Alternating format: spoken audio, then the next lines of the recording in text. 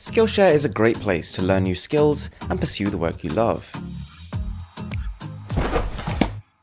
This is the Samsung Galaxy S2, released in April 2011, which, funnily enough, is the exact month I started this channel. Alright, so I managed to get this guy off eBay. It is still sealed. It does at least look like a genuine seal. If someone has tampered with this, well, props to them, they've done a pretty good job. The contents feel a little bit loose inside, but that could either be it was poorly shipped to me, or maybe phones were just less well packaged a few years ago. It says we've got 1080p Full HD over here, which of course is referring to the camera of the phone being able to record 1080p. The screen itself is far from it, and actually there's something really quite interesting about the phone's display, which we'll get onto in a couple of minutes. But first of all, a change of scenery. Alright, let's quickly start with the box, which is absolutely tiny by the way, and not particularly easy to open. That's definitely something that has been improved with later iterations. The phone is on top, and below that we've got pretty much all the standard stuff. We've got an instruction manual, but curiously enough, the charger that's included in here looks identical to the one featured on the Galaxy S8. We've got a micro USB cable, and some pretty decent included earphones. But more importantly, the phone itself.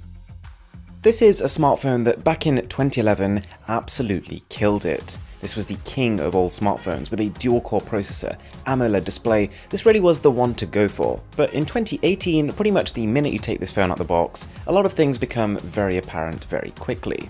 First of all, I guess the thing which I first noticed was how square the phone is in almost every aspect. Not just the display or the corners of the display, but in fact, almost every part of the body of this phone. You flip it over, the camera module, even the camera itself. You flip it back over, the home button. It's almost devoid of the curves that embody every 2018 phone.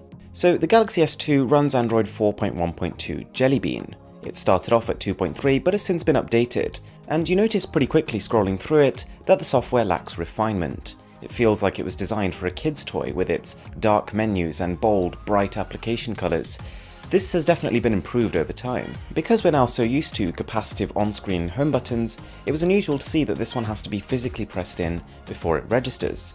Of course, there's also no dedicated multitasking key. This is before that time, and to activate multitasking, you've got to hold down the home button. So as I said at the beginning, the Galaxy S2 is quite a fascinating subject in 2018, not least because of its display.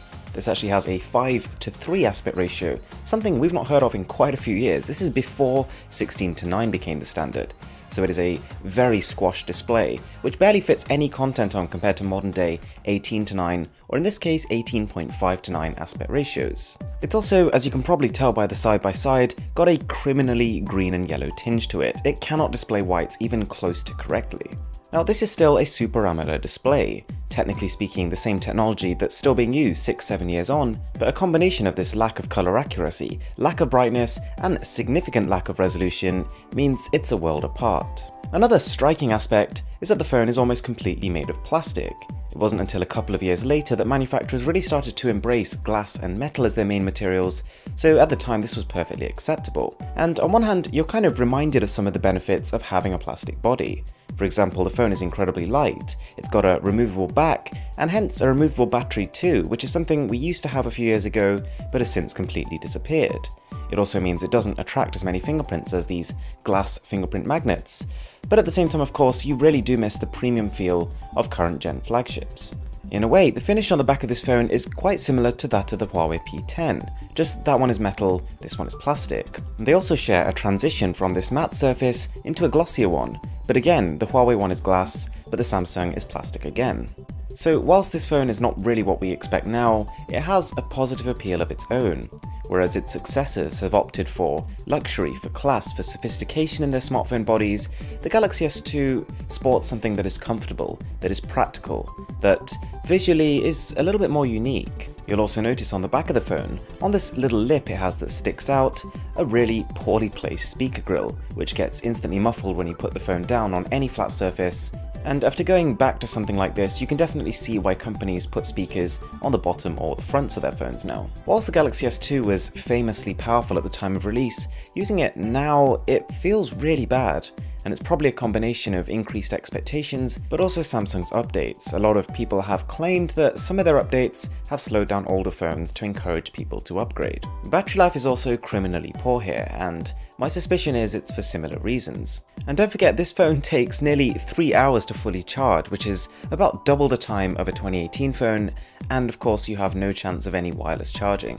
It would be pretty unfair to pitch the camera on this phone against that of any phone released in the past few years, but safe to say improvements have definitely been made, and moving back to something like this is a pretty humbling experience. The shutter time is slow, it cannot focus on objects that are very close, detail is poor, colours are washed out, and of course it lacks a lot of the features we really like using now, which require 2 cameras like portrait mode and lossless zooming. Alright guys, if you haven't already seen my video on the Samsung flagship phone you haven't considered, do check it out, I'll leave it as a card above. Alright, so as I said, this video was sponsored by Skillshare. Now, this is basically an online learning community. It's got more than 17,000 classes in design, photo, and more. The premium membership gives you unlimited access to the high-quality classes from experts in their fields, so you can improve your skills, unlock new opportunities, and do the work you love. For example, I tried the DSLR photography class, and through watching this series of videos, I learned how to better frame my photos, as well as adjust exposure to get the right shot. It's also not an expensive service. You can get it for $10 a month if you get an annual subscription, and the first 3 months for 99 cents. Anyway guys, the link is in the description below, so be sure to check it out. My name is Aaron, this is Mr. Who's the Boss, and I'm signing out.